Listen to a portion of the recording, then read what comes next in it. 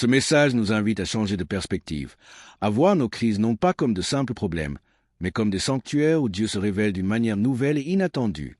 Préparez-vous à reconsidérer votre approche face aux défis, à trouver un équilibre entre la foi et l'action, et à comprendre que la bataille n'est pas la vôtre, mais celle de Dieu.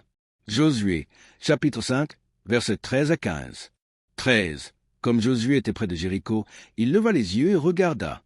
Voici, un homme se tenait debout devant lui, l'épée nue dans la main. Josué alla vers lui et lui demanda, « Es-tu des nôtres ou de nos ennemis » 14. Il répondit, « Ni l'un ni l'autre.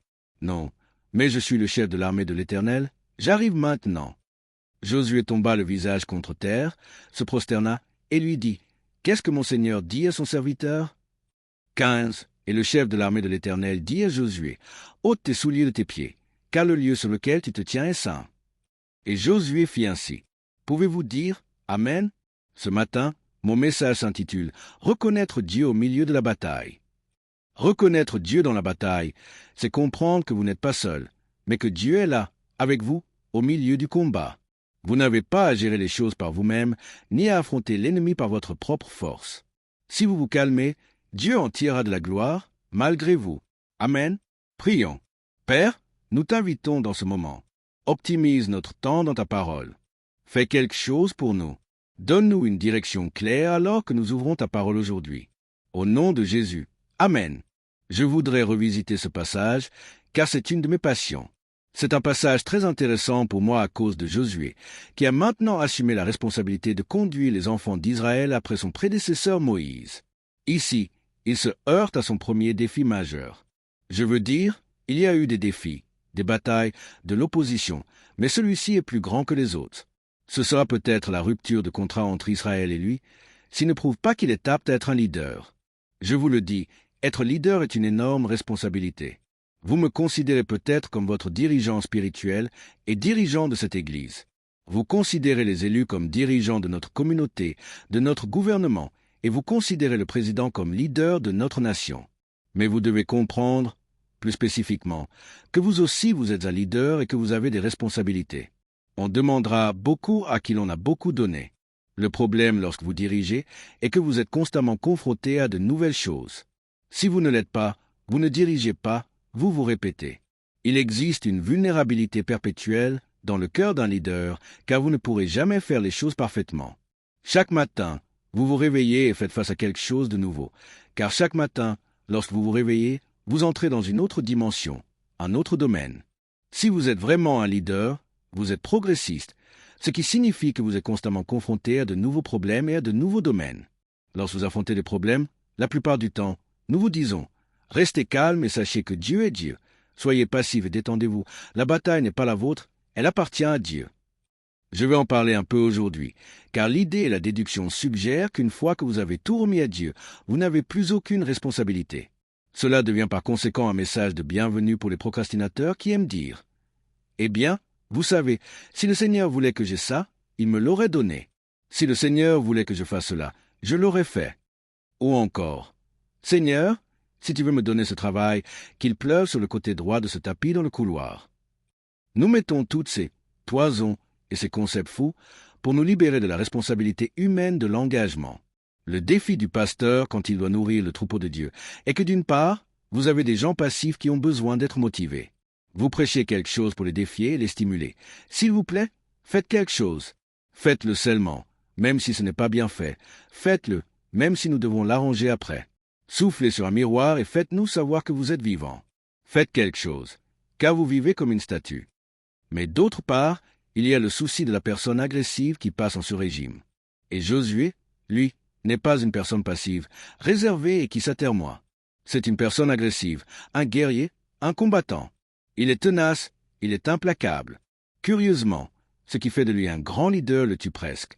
N'est-il pas incroyable que votre plus grande force, au mauvais endroit, puisse devenir votre plus grande faiblesse? Josué n'a eu aucun mal à assumer les problèmes et l'autorité. Josué était agressif. Peut-être qu'il a été choisi pour être le successeur de Moïse parce que Moïse avait parfois tendance à faire tourner les gens en rond. En fait, une génération entière a suivi Moïse autour de la même chose. Moïse, faisant face à l'opportunité d'aller de l'avant, devient frustré, et il conduit le peuple dans sa frustration, humaine qu'il évacue sur la chair. Il se met en colère et Dieu le retire du leadership, parce que Moïse est un leader qui ne peut pas contrôler son propre tempérament. Vous ne pouvez pas conduire à la grandeur avec une étroitesse d'esprit. Vous ne pouvez pas aller de l'avant avec vos sentiments à fleur de peau. Vous devez pouvoir ressentir vos émotions tout en les contrôlant. Nous en avons tous, mais vous ne pouvez pas être contrôlé par vos émotions et être un leader efficace. Moïse, au lieu de leur dire « Ainsi parle l'Éternel », leur a dit « Ainsi parle Moïse », et Dieu a dû le mettre à l'écart parce qu'il donnait une fausse image de Dieu. Dieu est préoccupé par les gens qui abusent de l'autorité, non seulement quand on parle de leadership d'entreprise, de leadership d'église, mais aussi de leadership domestique à la maison. Dieu met en garde les hommes contre les abus envers leurs femmes. Il dit « Je ne vais pas entendre vos prières parce que vous abusez de l'autorité. » Heureusement, il ne fait pas que guider les disciples, il encadre également les dirigeants et les aide à développer des aptitudes, afin qu'ils soient plus compétents dans ce qu'il va faire dans leur vie. Très souvent, lorsque Dieu commence à vous former, il vous forme avec des difficultés. Il vous expose à divers degrés de situations frustrantes, puis il critique votre réponse, afin que vous sachiez comment vous auriez dû gérer cette situation particulière. Josué a maîtrisé l'art de la guerre, et dans un instant, nous allons jeter un coup d'œil à son passé et comprendre qu'il le maîtrise vraiment. Certains ici maîtrisent aussi l'art de la guerre, et nous n'avons pas à vous motiver pour exprimer votre opinion. Vous n'aviez même pas besoin d'être sauvé pour apprendre à exprimer votre opinion. Vous n'avez pas besoin de cassettes sur comment être agressif et comment dire aux gens ce que vous pensez. Vous le faites en un clin d'œil. Vous foncez dans la bataille avant d'en connaître la raison. Certains sont si agressifs qu'ils giflent d'abord les gens et leur demandent « Qu'est-ce que t'as dit ?» Après, Josué se battait sans hésiter. Soyons honnêtes, combien de personnes dans cette pièce seraient disposées à se battre? Vous vous battrez en un éclair. Ce n'est pas une mauvaise chose. C'est en vous, et Dieu peut utiliser ça en vous. Vous ne voulez pas tuer ça, vous voulez le contrôler. Vous devez vous assurer de trouver un endroit approprié où vos compétences et vos forces peuvent être utilisées efficacement. Vous pouvez être une personne formidable dont le boulot est d'appeler les gens qui sont fichés mauvais payeurs. Bon, nous allons vous trouver un meilleur boulot. Je ne sais pas, chasseur de primes? Josué se prépare à combattre la bataille de sa vie. Il a la tension qui vient avec chaque bataille, mais le problème est que quand il lève les yeux, il voit un homme debout près de lui. Il dit « Je vois un homme debout près de moi. » Il court vers lui et lui demande « Es-tu avec moi ou contre moi ?» Tout d'abord, ce n'était pas un homme, c'était Dieu. Notre problème est que nous devenons aussi pragmatiques que nous ne reconnaissons pas Dieu au milieu de notre situation. Ne pas discerner Dieu comme faisant partie du processus est une erreur accablante que Josué est sur le point de faire ici, parce qu'il pense qu'il rencontre juste un homme alors qu'il rencontre Dieu. Avez-vous reconnu Dieu dans votre situation? Êtes-vous si pragmatique ou si occupé à traiter avec l'homme, avec les processus, avec les budgets, avec les faits, avec les chiffres, avec le directeur de l'école, avec le problème à l'hôpital, avec ceci ou cela, que vous ne savez pas qu'il existe une dynamique spirituelle pour gagner? Je ne dis pas que vous ne devriez rien faire sauf prier. En fait, cela me rend fou d'entendre les gens vous dire « Priez, tournez cette fois sur vous-même et jetez $5 au-dessus de votre tête. Dieu va vous bénir. » Ça me rend fou parce que ça vous fait penser à quelque chose qui n'est pas réel. Vous devez vous engager et vous devez faire quelque chose pour gagner. La foi sans les œuvres est morte. Et je veux être clair à ce sujet, mais vous devez comprendre que les heures seules ne suffisent pas non plus. Il ne s'agit pas de savoir combien d'entre vous font des heures supplémentaires, très peu d'heures, 24 heures sur 24. Vous avez 5 emplois, vous n'avez pas le temps d'aller à l'église, vous n'avez pas le temps de vous coiffer, vous n'avez pas le temps de câliner vos enfants, vous n'avez pas le temps d'aller aux toilettes. Vous travaillez, travaillez, travaillez, travaillez, travaillez, travaillez, car vous avez décidé d'y arriver à l'âge de 37 ans. Vous avez donc des attentes irréalistes, vous vous y lancez à fond, vous les poursuivez sans relâche, tous vos moteurs tournent, toutes vos flammes tirent dans toutes les directions, et vous avez tout investi en cela, sauf en Dieu. Mais quand Dieu entre au milieu de vos objectifs et des choses que vous poursuivez, cela vous aide à être plus efficace. La chose la plus difficile à faire au monde est de trouver l'équilibre entre ma responsabilité et la responsabilité de Dieu. Qui fait quoi? La première chose à faire est de reconnaître Dieu dans la situation. Il faut que je reconnaisse que Dieu est là, même dans des situations qui me semblent naturelles, car il peut ressembler à un homme. Dieu peut apparaître sous la forme d'un homme, et je peux ne pas le reconnaître. La deuxième chose est qu'il faut que je répartisse les responsabilités de manière appropriée, que je commence à comprendre quelle est ma responsabilité et celle de Dieu. Les disciples ont raté le premier point, parce que chaque fois que Jésus se présentait sous une autre forme, ils ne le reconnaissaient pas. Mais quand vous continuez à faire de nouvelles choses, Dieu continue d'apparaître sous de nouvelles formes. Les religieux ont tendance à rester coincés dans un modèle curieux, celui où Dieu continue de se présenter sous la même forme. Ils deviennent ce que j'appelle profonds. Ils deviennent profonds, et ils marchent dans l'épicerie en parlant en langue profond. Ce qu'ils essaient de faire, c'est d'amener Dieu à faire quelque chose qu'il a déjà fait encore et encore, de le verrouiller dans un modèle et une recette. Ils pensent que s'ils roulent des yeux, s'ils ont une démarche spirituelle, ou s'ils se mordent la lèvre inférieure, Dieu va apparaître devant eux. Ils ne savent pas que Dieu peut utiliser quelqu'un qui n'est pas missionnaire, qui n'est pas évangéliste, qui n'est même pas chrétien, pour vous bénir et déclarer une parole dans votre vie, qu'il peut utiliser vos ennemis et parfois parler à travers vos enfants, que parfois Dieu vous parlera à travers une publicité ou à travers des gens qui ne vous seraient jamais venus à l'esprit. Ces religieux ne sont pas ouverts à de nouvelles expériences. Chaque fois que Dieu fait quelque chose de nouveau, ils reviennent à quelque chose d'ancien. Ils ont une mentalité de Moïse, celle d'errer autour d'une montagne qui est sûre, plutôt que d'avoir une expérience contemporaine continue avec Dieu. Ces gens sont profonds, mais ils ne prient pas. Ils disent des prières, mais ce n'est pas vraiment de la prière. Vous devez faire face à de nouvelles choses pour avoir une vie de prière. Vous devez faire face à quelque chose qui vous rend vulnérable et peu sûr de vous, pour avoir une vie de prière. Vous devez venir devant Dieu et ne pas être ennuyé par votre vie de prière. Certains ne prient pas parce que vous êtes tellement convaincus que vous savez tout faire. Vous ne priez pas, vous allez simplement à Dieu vous vanter et vous dites « Je gère, Seigneur. Tu sais que je gère, Seigneur, merci de m'en donner la responsabilité, afin que je corrige tous les autres crétins qui ne comprennent pas comment faire face à cette situation. » Vous ne priez pas, vous vous vantez. Et la seule raison pour laquelle vous savez quoi faire est que vous continuez de redoubler la même classe. Bien sûr que vous réussissez les contrôles, vous connaissez toutes les questions.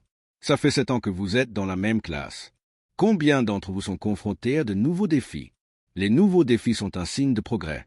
C'est le signe que vous entrez dans une autre dimension, mais ne vous attendez pas à ce que vos anciennes idées sur Dieu apparaissent dans votre nouvelle situation, parce que le Dieu dont vous avez besoin dans la tempête n'est pas le Dieu dont vous avez besoin à Génézareth.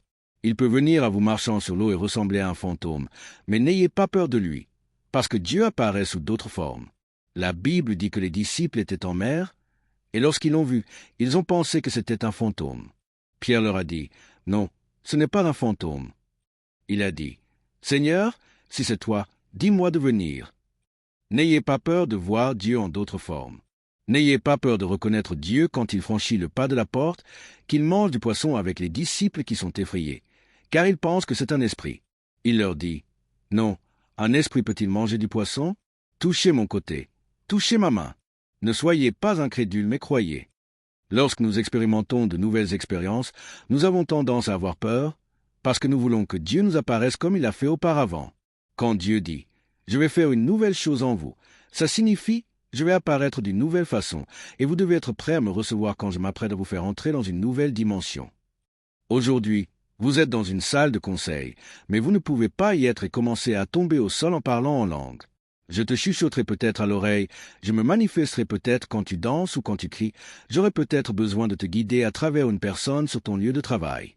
J'aurai peut-être besoin de parler dans ton oreille d'une manière calme et douce, mais je n'ai pas le temps d'appuyer sur tes boutons poussoirs, tes boutons d'impulsion, tes boutons habituels. Tu dois reconnaître ma voix, même lorsque je me présente sous une autre forme.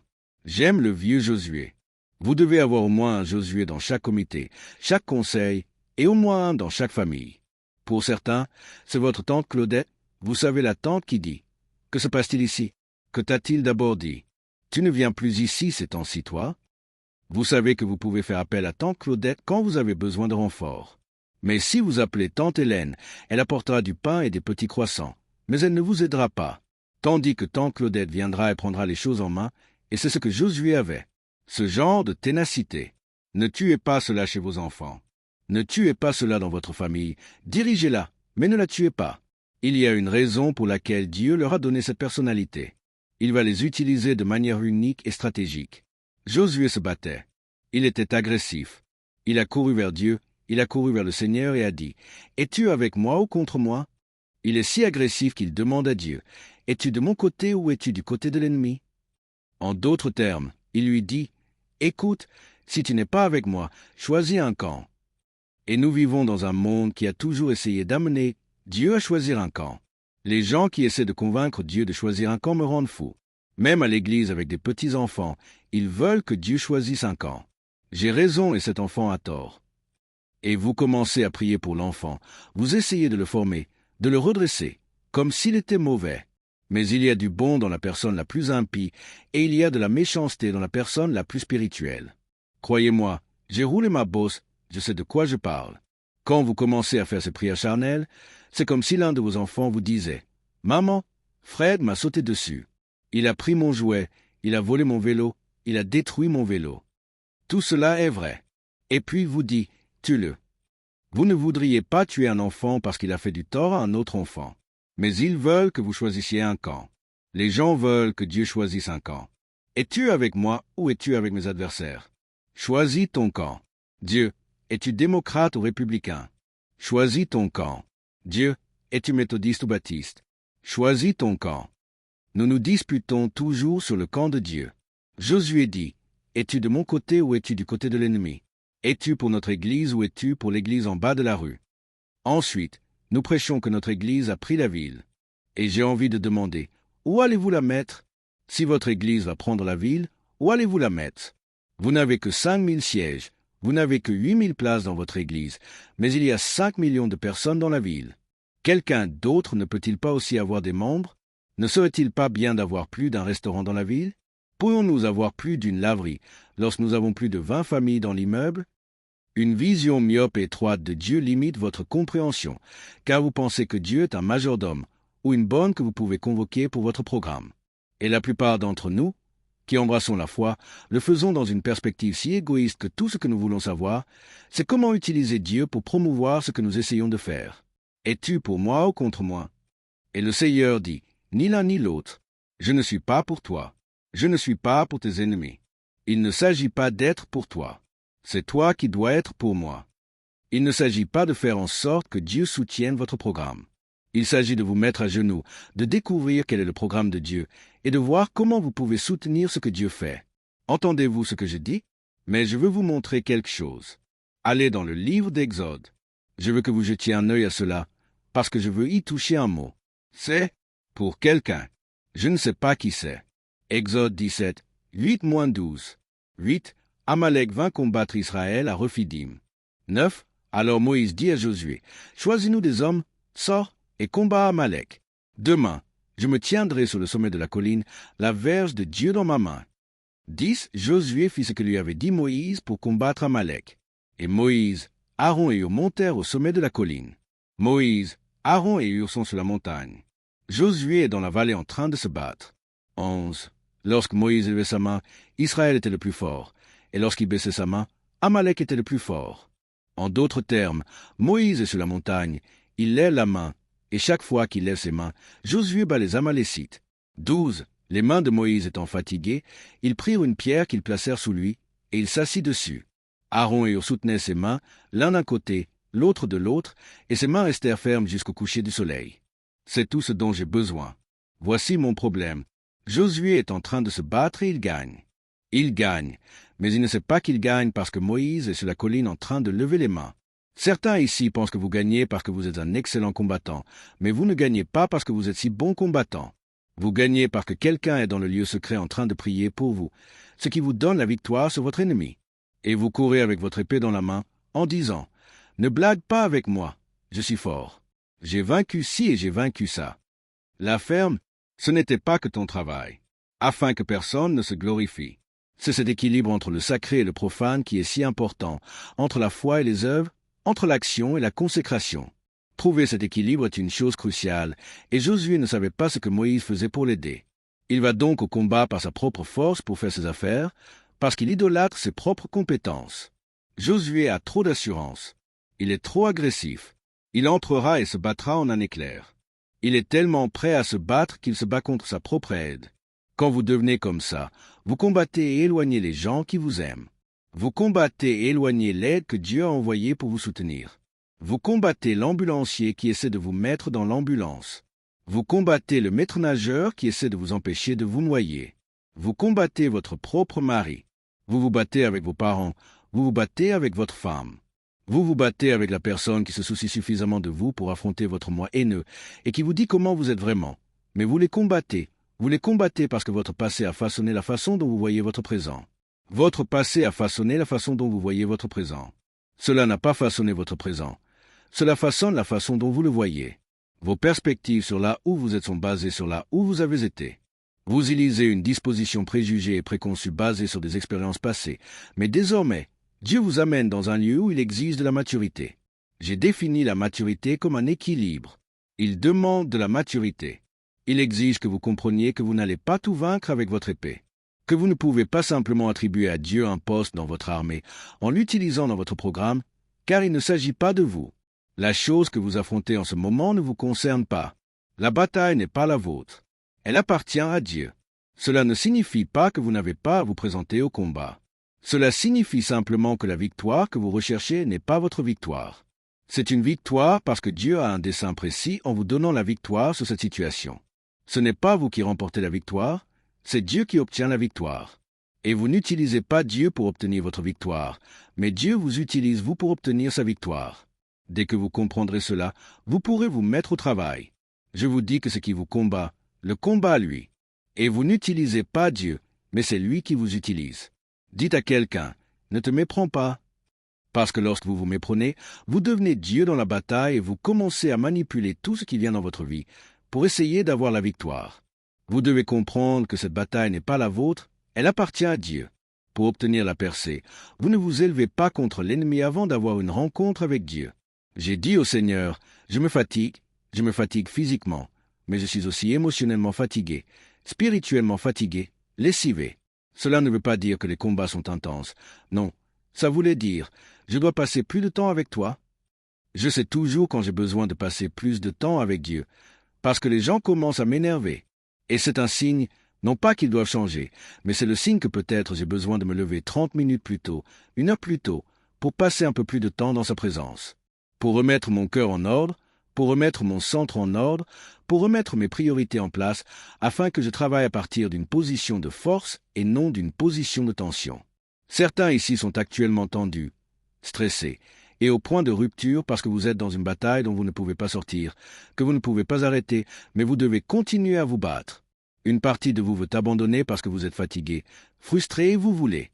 Arrêtez, mais vous ne le pouvez pas parce que vous êtes dans le genre de bataille qui ne vous offre pas le luxe de battre en retraite. Vous devez vous tenir là, vous armer, vous battre, jusqu'à ce que vous reconnaissiez que Dieu est au milieu de la bataille et que vous vous humiliez en disant « Seigneur, je suis ici pour te servir. Comment veux-tu m'utiliser pour avoir la victoire dans cette situation ?» Dites à quelqu'un « Ce n'est pas ta bataille. » Pourquoi le guerrier doit-il, malgré ses compétences, être confronté à une bataille qu'il ne peut pas gagner grâce à ses compétences seulement? Parce que cela lui apprend à prier. Vous ne vaincrez pas ce diable avec ce que vous pouvez faire. Vous ne pourrez pas puiser dans votre compétence, votre capacité de base, ce que vous avez fait avant, et avoir la victoire, parce que lorsque vous faites cela, il n'y a plus de place pour Dieu dans votre vie. Avant d'aller contre Jéricho-Josué, tu dois avoir une rencontre avec Dieu. Non pas le Dieu religieux traditionnel de vos pères, mais une nouvelle vision d'une compréhension révolutionnaire contemporaine de qui Dieu est.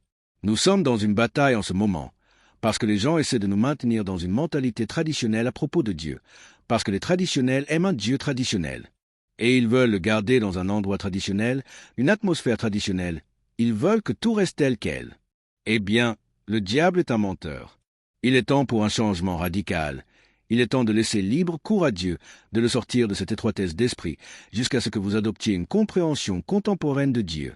Dieu reste le même, mais ses méthodes changent, ses manières changent et il change de vêtements. Josué se tenait là, ayant une rencontre avec Dieu. Pourquoi sommes-nous ici ce matin? Pourquoi nous levons-nous et allons-nous à l'église quand on a un tout petit week-end? C'est incroyable pour moi quand je prêche hors de la ville un dimanche et que je suis dans un hôtel. Je vois toutes ces personnes qui ne pensent jamais à ça le dimanche. Ce qui m'ébahit, c'est que cela ne leur est jamais venu à l'esprit. Je suis dans l'ascenseur, je descends dans mon costume en me préparant à aller à l'église, et ils sont en short, leur club de golf sur le dos, et ils marchent nonchalamment. Fred, c'est une journée splendide pour le golf, on se voit là-bas, n'est-ce pas?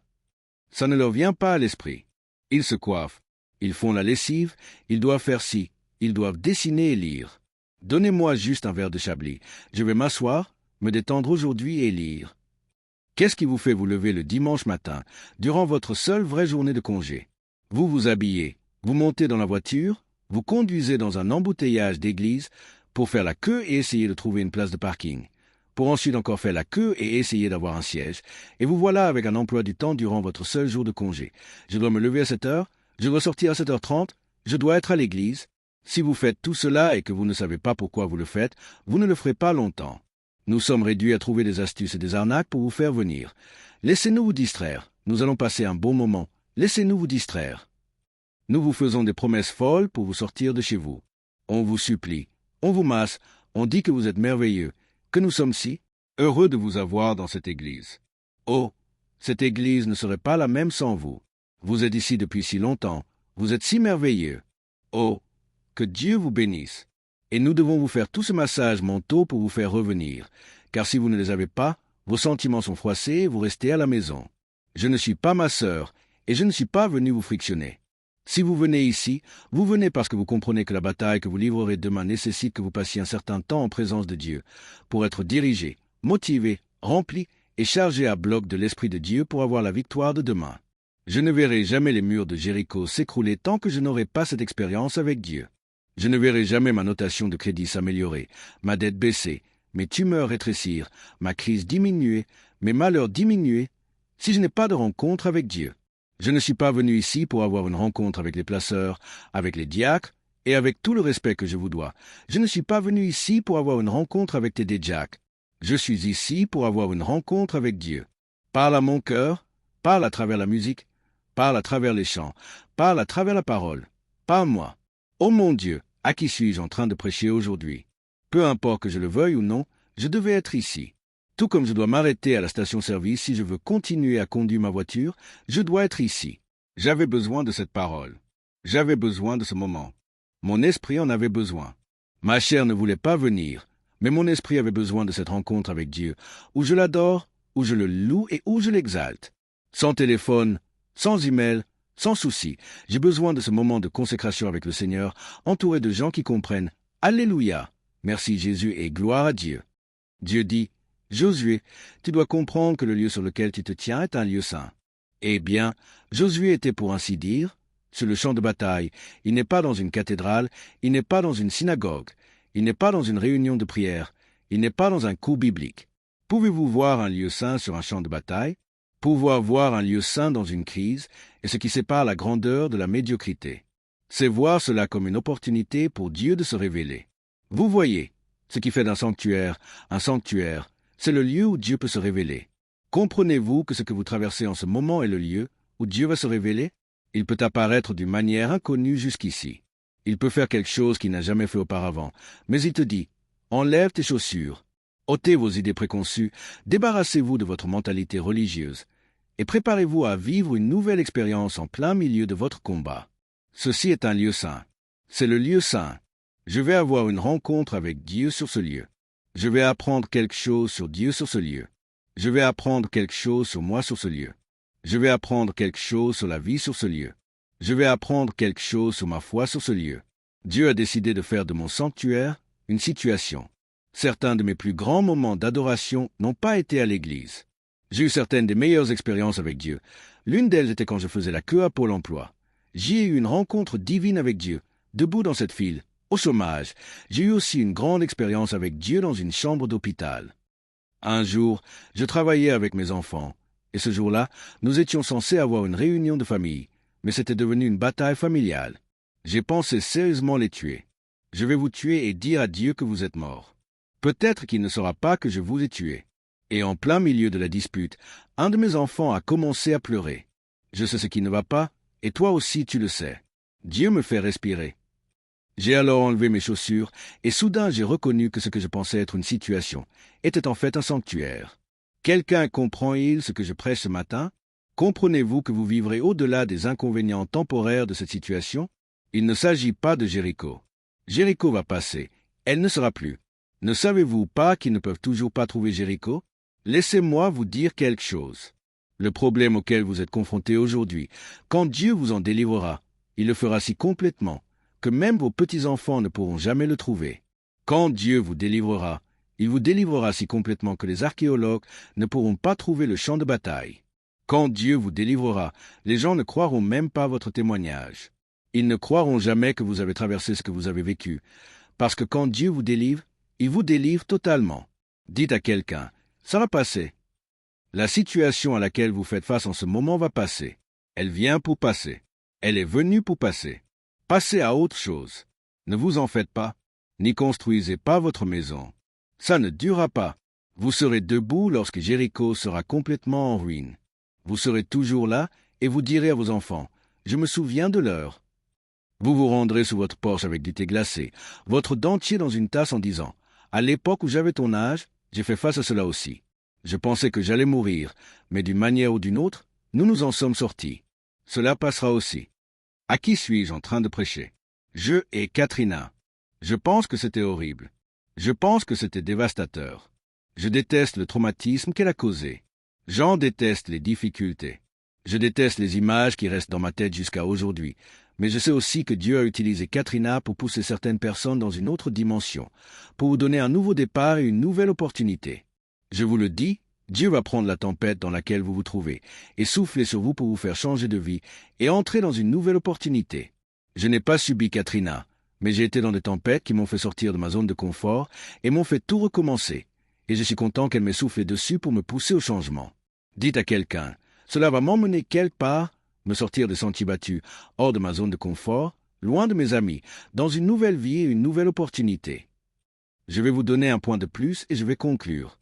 La situation est un sanctuaire, et dès que vous la voyez comme un sanctuaire, vous ferez ce que Josué a fait. Il s'est prosterné et a commencé à adorer Dieu au milieu de sa situation. Adorez Dieu au milieu de votre chagrin. Adorez Dieu, même si vous avez perdu un enfant. Adorez Dieu au cimetière. Adorez Dieu après être licencié, même si vous ne savez pas où vous irez travailler. Adorez Dieu quand il envoie des bouleversements, le chaos, des tornades et des ouragans dans votre vie. Dites, voici, quand même il me tuerait, je ne cesserai d'espérer en lui. Adorez Dieu en dépit de tout. Vous devez convertir la situation en sanctuaire et vous devez le faire immédiatement. Comment puis-je faire cela? En adorant Dieu au milieu d'elle. Que fera-t-il en contrepartie? Lorsque vous faites d'une situation un sanctuaire, Dieu vous donnera une stratégie. Dites à votre voisin, stratégie. Notre Dieu est un fin stratège.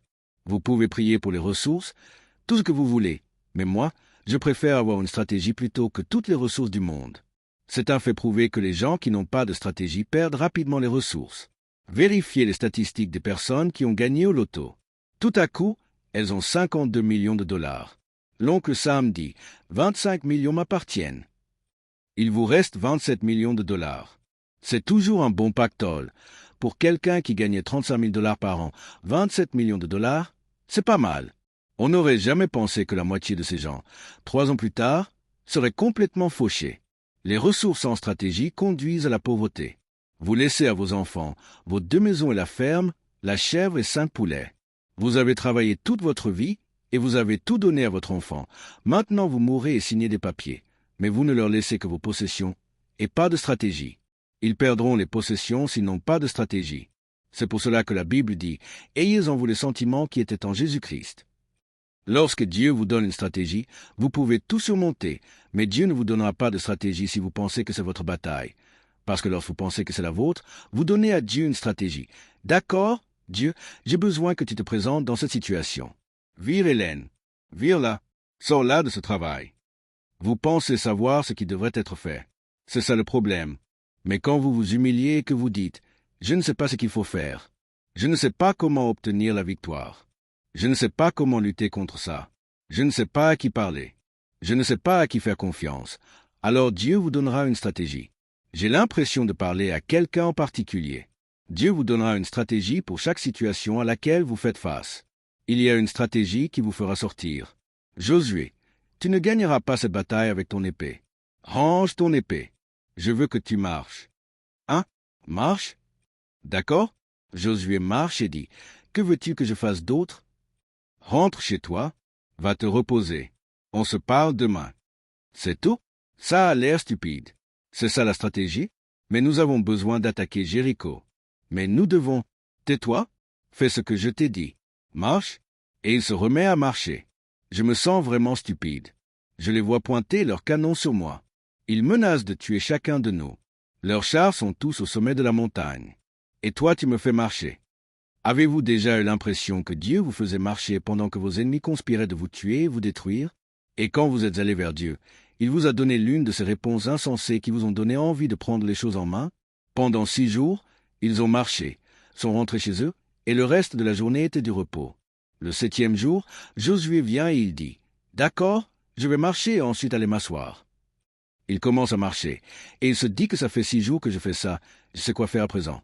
Mais Dieu lui dit, « Non, non, tu vois c'est ça le problème, tu penses que tu sais quoi faire, mais cette fois je veux que tu fasses cette fois le tour dans la même journée. » Vous devez donc lui parler tous les jours. Donne-moi la stratégie d'aujourd'hui. Vous ne pouvez pas vous permettre de penser que vous savez quoi que ce soit. Vous devez lui parler tous les jours. Ce n'est pas parce qu'il a dit une fois mardi, une fois mercredi, une fois jeudi, qu'il dira une fois samedi soir. Ils font cette fois le tour du mur. Le 7e jour, il sonne de la trompette et Dieu dit quelque chose de complètement fou. Il dit « Criez !» Mais tout le monde peut crier quand le mur tombe. Dieu a dit « Placez-vous devant ce mur que vous avez regardé toute la semaine, qui ne voulait pas s'écrouler, qui n'a pas bougé, qui ne s'est pas amélioré malgré ma stratégie. Il semblerait que tu sois toujours endetté, toujours en difficulté, ton enfant toujours drogué, ton mariage toujours en mauvais état. » Dieu te dit, mets-toi devant ce mur et crie comme s'il avait déjà disparu. Quelque chose est sur le point de céder, quelque chose est sur le point de s'écrouler. L'œil n'a point vu ni l'oreille entendu les choses que Dieu a préparées pour ceux qui l'aiment. Quelque chose est sur le point de s'écrouler et je dois crier.